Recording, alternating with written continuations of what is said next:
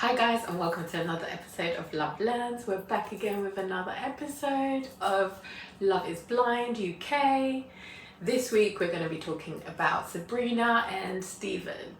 I know there isn't much information about these guys from the beginning because we do have Steven proposing in the first episode, so we don't see many of their own interactions, but we do see them on the honeymoon and how they interact with each other on the honeymoon. And I think from the honeymoon onwards, from the retreat onwards, we see their lives like aligning based on their meditations, which they spoke about in the pods. We see them around their friends and how they interact with their friends and family, and we see how they communicate as well, which is one part I want to focus on their communications and the way they speak to each other. But we'll start off in the pods. In the pods, we see them really connecting based on their lifestyles and their mindsets that they have around meditation, how they start their mornings, being quite intentional with the life that they want. The only conflict that they kind of came to in the pods was Sabrina not being sure as to if she wanted to have kids or not, but wanting to build more of a healthy relationship before having kids. So I think after hearing that, Stevens was pushed back because he did feel like he's always wanted to be a father, so he is looking forward to being a father. So it took him by surprise, but we do see Sabrina then speak to the girls in the living quarters to like weigh up the options of leaving someone who she thinks is a really good match or compromising after they have had that period of getting to know each other and what that compromise might look like. Which I think fed into the whole communication narrative. From what I can see from Steven's communication style, he likes to see options. Like if there's a problem, he wants to see options for those problems. And if he has options, even if they haven't like happened, the fact that there's options and there's been a mental breakdown of what could happen, he's comfortable with having options, even though they haven't happened. Like Sabrina gives him the option of, okay, we build on this relationship, and when we do want to have kids, I can go for a surrogate or we can like adopt, and he was happy to do those things. So we know like having a surrogate and going through IVF and all those things aren't 100%, but the fact that there was an option of those things meant that his dream wasn't fully crushed, and he was open to those options. Whereas Sabrina's style of communication is very similar. She's very logical when it comes to these things, but the only difference between her and Steven is she has more of a solution-focused mind, whereas Steven empathizes first and then gives solutions. We see this when Sabrina's meeting up with Steven's friends, and she's like, oh, she's so nervous, and she verbalizes her nerves, and the first reaction that Steven has is, oh, don't worry, I'm here with you, you'll be fine, they're gonna love you, and encouraging her. Whereas when Steven was showing some nervousness around meeting her family, her communication style was, I'm going to give you what to expect, and so that I'm kind of setting you up to like be ready. Whereas the encouragement part wasn't there, and I think that's what he wanted. He wanted some sort of encouragement and some sort of like backing in order for him to kind of feel comfortable. So he had to learn to self-soothe himself, whereas when it was for Sabrina, he didn't give her like tips as to how to do this best. It was more of a, oh, like, I'm gonna be here for you. It's more of a collaborative thing. So, but those kinds of communication styles, if you already have like people in your life who are quite logical, like in Steven's life that are quite logical, you kind of get used to those environments, especially as a business owner. I think he also was thinking, I don't always get the encouragement that I need, so I probably know how to self-soothe in those circumstances, even if I am nervous. Whereas with Sabrina, because she's used to just figuring things out herself, like being quite logical about things herself, having that encouragement came as a support for what she was doing, and I think that helped her to kind of enjoy those experiences, knowing that she had support. So I think when we were in the pod, she says that she just wants someone to support her in all the kind of things that they were going, like all the things that she wants to do in life, and someone to grow with. And I think she knows how to grow because she knows how to problem solve, but it's more the support that she needs, which in her interview with, like in her confessional, she does mention this when she was talking about the passing of her grandma. She knows how to do all the things, but coming home was when it felt lonely. And I think for her, love is more of a comfort and a support. Like her partner would be more of a loving, supporting person, which showed up in Steven.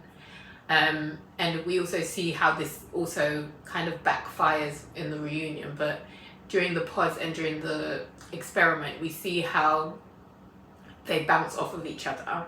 And I think with Steven, because he's quite a problem solver, and I think he's also someone who deals with what's here and now. He doesn't try and think too far ahead. It's kind of like, what's happening in my immediate sense of space is what I'm going to deal with. So like anything else would have just been, okay, well, I'll deal with it when it comes into my space, then I'll deal with it. But I think with time he started to realize that when he was like, you can see when he does go away and they move to different cities, it's much harder for him to kind of be that encouraging, supporting person because he's not around it. So I think when he's around it, he feels, okay, I need to do this and this.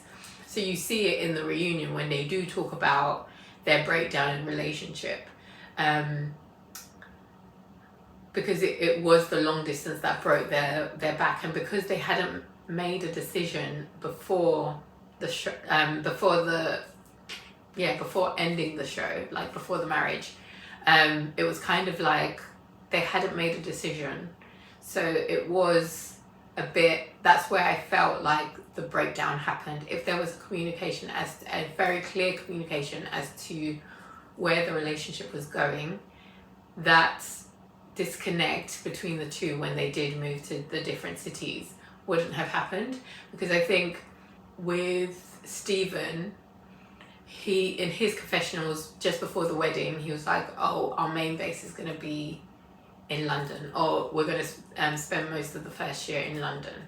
And then in Sabrina's one, it was, we're going to be split between the two places. So I think when you watch it back, you see these little conversations and how their personalities are, didn't give some sort of foundation to that decision. And it was just that decision that kind of broke the camel's back, because when Matt asked about, like, was it the kids question or was it the long distance that broke you guys, we had a clear understanding that it was the children aspect of things. They had a conversation and they were very clear as to where that was and where they stood on those things, so that was fine. It was more the long distance, which we didn't really see a clear communication as to how it was going to play out. And I think for Sabrina, it's it was hard to watch actually, because if you think about it, in the pod she does mention about her father not coming to see her, and that not being her actual father. So it felt like a wound was being like ignited, or like ripped apart again, because it was distance that broke the relationship between her and her dad, because she kept on pouring into it, which she did do after, according to her in the reunion. We see her expressing how she would do things like buy an iron board or get a car for him so he can move around in Belfast when he was around, and also coming to him more often. Her showing up to London 7 times, him only coming to Belfast twice. So unconsciously she was replaying that relationship that she had with her dad. Her dad said that he would show up and didn't show up, which Steven did on Christmas, just giving a few days notice without showing up, with her family being involved. So I think that that instance is what broke the whole situation, because there was a wound there that I don't think Steven was fully aware that he could have been replaying for her. So when she came to the reunion quite angry and upset, I could definitely feel that this didn't feel like someone who's done a lot of work. She has done a lot of work, but because this is a repeat of what has already happened before, it felt like, oh gosh, like I have a lot of work to do around this. Again, as I tell you guys all the time, I don't know these people. All I'm basing these thoughts on are based off of what we see in the pods, and what we see on the show. Everything else I don't really know much about. We do see her having conversations with Dipti and Natalie from previous seasons of Love is Blind USA, and she does mention about what actually happened during the breakdown, but that's only her side of the story. I haven't heard Steven's side of the story, but it does give you a bit of understanding as to how their communication styles were a little bit different. So I will put that podcast link in the notes so that you can watch that to get her own point of view. I haven't seen any interviews with Steven with his own like findings after the show, but what I do notice with those two, Steven and Sabrina, is that their communication was what like kind of broke the relationship down. And it's very easy for us to kind of see what we saw in the show and be like, oh, this is the perfect couple. But there's also, seeing the reunion, we see how that image that was shown of them wasn't everything that we could see. Like, it's a very good example of, yes, just because the show's set it up to be a perfect relationship doesn't mean it's going to be the perfect relationship. We see how with Steven, he was talking about what he wanted to be. Like, it seems like he was still working on his business, but he didn't make that very clear. When he was introducing himself, he was like, I'm a I own a CrossFit gym. I can't even say the word. But he hadn't mentioned that it was a startup. He hadn't mentioned that he was like, he had to put that on pause in order for the relationship, for him to come onto the show. So there was a lot of gaps in the conversations, whereas I'm not sure if even Sabrina said these things, but she did mention that she could work from anywhere. So it was kind of like giving the idea that it wasn't settled in what she was doing yet. But that's just an assumption. It could have been that they had those conversations, but those conversations just weren't shown. And in that instance, you start to think, okay, if these are the kinds of conversations people are having, are they actually are we actually asking what stages are they at in those kinds of careers? For example, someone might be saying, oh, I'm an entrepreneur, but they're just starting their journey into their entrepreneurship. Or they could be very successful, but because we hear entrepreneur, we think, okay, this person's making their own money, they're very self-sufficient, good with money, but these things don't come up until you start living life with people and trying to start getting to know them properly. And I think with this experiment, a lot of people trust much quicker because they're in a bubble.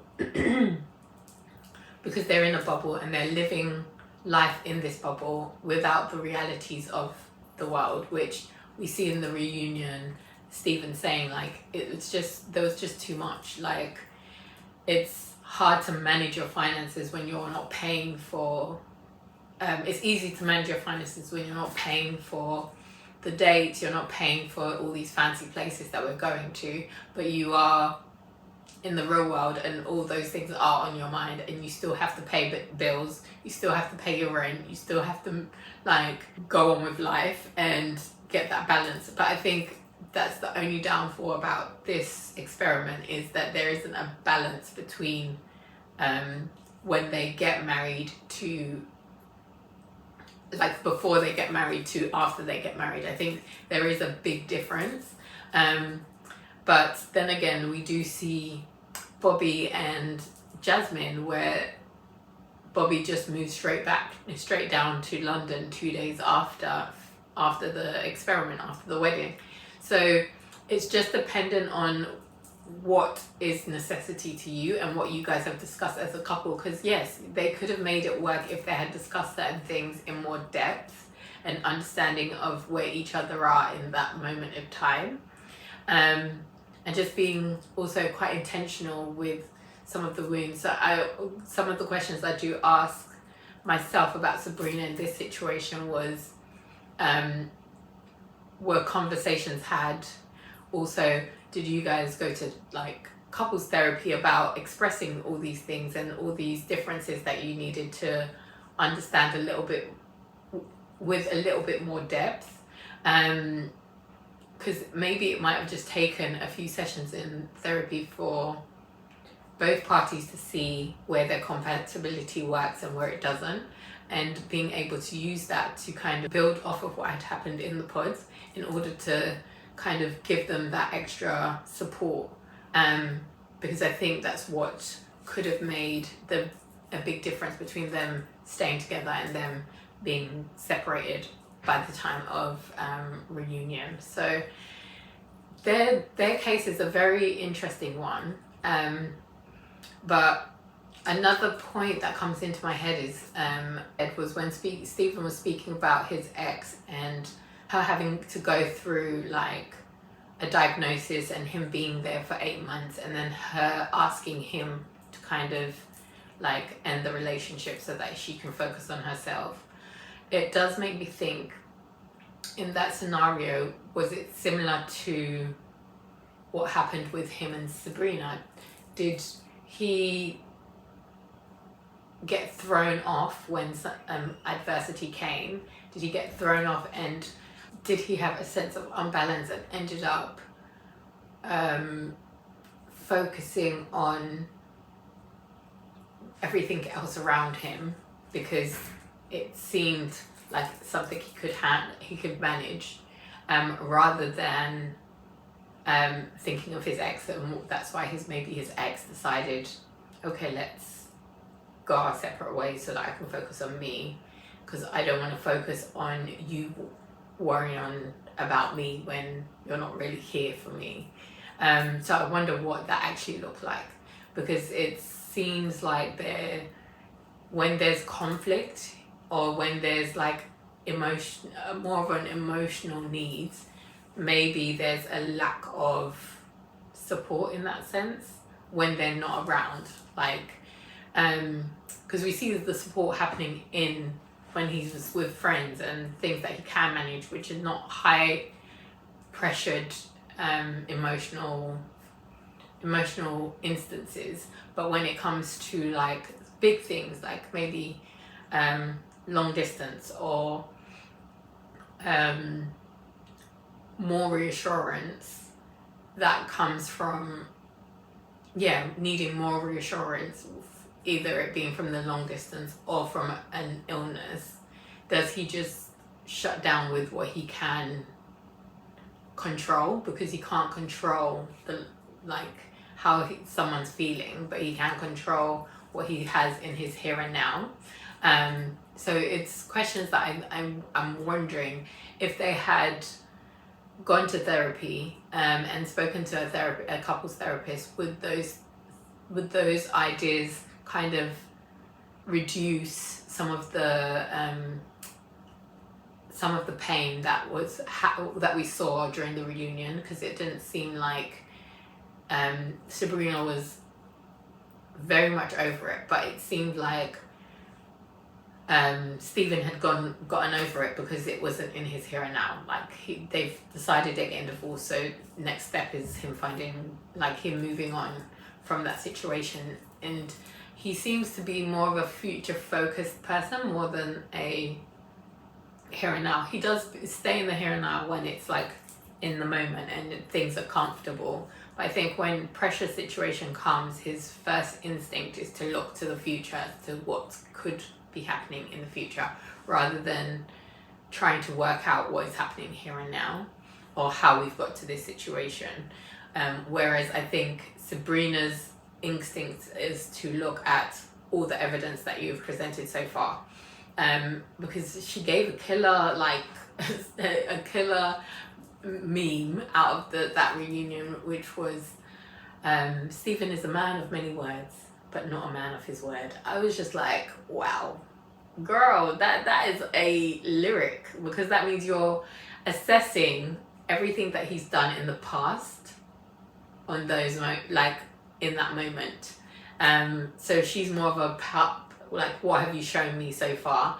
Whereas which is common with people who are problem solvers, because I need to see what has worked in the past, and if it's not working now, what has worked in the past, or what did work, or why did I get to this point? Whereas Steven's more of a future planner and sees far ahead into the future as to, okay, well, it didn't work, so what's next? And both people are not bad people. It's just it's just your personality and how you see things. So when you do have those kinds of personalities come together in a relationship, it is really focusing on measuring both your expectations based on where you guys are looking to go and where you guys have been from. It has to be quite balanced so that it makes sense for the here and now, rather than it just being so fully future focused, which some people do. They tend to focus more on the future, and some people, they tend to focus on what has worked and how we can get back to where we were. So it's kind of trying to find a balance between the two. Like, okay, we are heading this way, but what kinds of things have we done in the past that has helped us to get here, that would also help us in the future? And what had we done in the past that hasn't worked, that we need to drop here so that we can move forward? So their communication style was very interesting to watch after conflict has happened. I know we didn't see the conflict in time, like in the running of time, because there wasn't really one to kind of work off of on the show, but we could see how the relationship ended, and these are all hypothetical stuff and from what we've seen from the interview from Sabrina, but it's not something I haven't sat with Sabrina or Steven to understand the actual depths of what happened in that year when they did get divorced to when they had when they got married to when they had the reunion. So it's a very interesting dynamic. I'm really excited to see like how the show has evolved, and we're seeing even people who did make it past the wedding day getting divorced even before the reunion or the year after the release or whatever, because it seems like things have changed, because I remember like from Love is Blind USA, the second season, we had Jarrett and Ayana, and then we also had another couple who they all broke up after the reunion, after the altar episodes, because they stayed together even though there was a lot of conflict from what we've heard from their sides of things after the show, after they got married and after the reunion. So it's very interesting to see this is the first couple that's ever done this. But it's also showing how the show is a show and we only see snippets of things, and 2 weeks is a very short time to get to know someone before making like a choice as to who you're going to get married to, and that you're going to get married to that person. So it's a very interesting dynamic, but it's very cool to watch as well, because now we're seeing real-time information, which is nice. We'll probably hear more and more about their relationships through time. We'll probably see more interviews and stuff about their points of view after the show has been out and everything, and we'll probably get a little bit more after the altar episodes as well. So maybe we'll do some more chats around that. But I did really enjoy watching their pod experiences, because it did show that they had questions and they were really intentional about the kinds of questions they were asking. But I think for these guys, their biggest breakdown was communication and their personality styles, which could have been worked out, I think personally could have been worked out if they had conversations with someone to mediate. And I'm not sure if they did or didn't. As I said, I'm not their therapist. I don't know these people. I'm just basing off of the information that we saw on the show. But it seems like there could have been some room for maybe some perspective. But hey ho, they're no longer together. But their journey was a beautiful journey to watch because of how they saw things.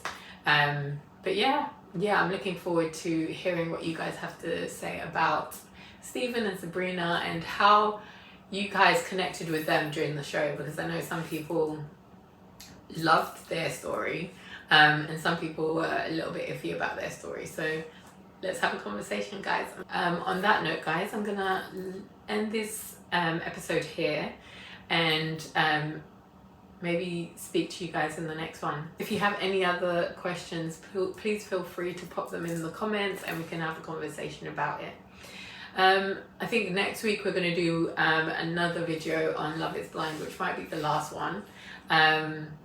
Unless you guys want me to do another episode on another couple, please let me know and I'll be happy to go and deep dive into those. I'm looking forward to chatting to you guys and hearing your points of view. So take care, guys, and I will see you next week.